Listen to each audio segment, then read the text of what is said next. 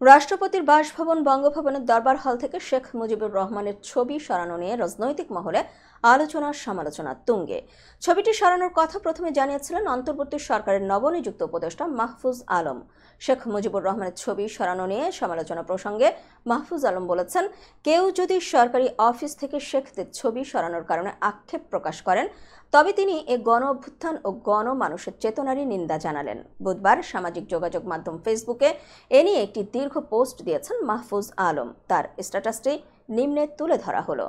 পতিত শেখরা শেখ মুজিব ও তার কন্যা আরেক শেখ তাদের ফ্যাসিবাদী শাসনের জন্য জনগণের তীব্র রাগ ক্ষোভের মুখে পড়েছেন।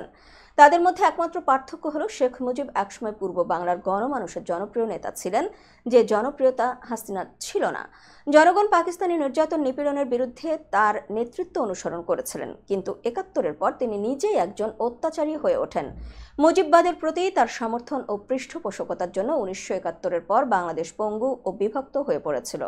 নিজের ফ্যাসিবাদী ভূমিকার কারণে ১৯৭৫ সালে তার মৃত্যুতে মানুষ শোক প্রকাশ করেনি। তবে শেখ তার ৭১ সালের আগের ভূমিকার জন্য সম্মান পাবেন যদি শেখের ৭১-এর পরবর্তী গণহত্যা, জোরপূর্বক গুম, দুর্নীতি, দুর্ভিক্ষ ও নিশ্চিতভাবে ৭২-এর সংবিধান, যা বাকশাল প্রতিষ্ঠার পথ প্রশস্ত করেছিল, এসবের জন্য তার দল ও পরিবারের সদস্যরা বাংলাদেশের জনগণের কাছে ক্ষমা চান। শেখের কন্যার ফ্যাসিবাদী শাসনের কথাও তাদের স্বীকার করা, ক্ষমা চাওয়া এবং এজন্য বিচারের মুখোমুখি হওয়া উচিত। তিনি শেখ মুজিবকে একজন ঠাট্টা, বিদ্রূপ ও উপহাসের পাত্র বানিয়েছিলেন। তাদের উচিত মুজিববাদী রাজনীতি ও শেখ পরিবারের বন্দনা পরিহার করা।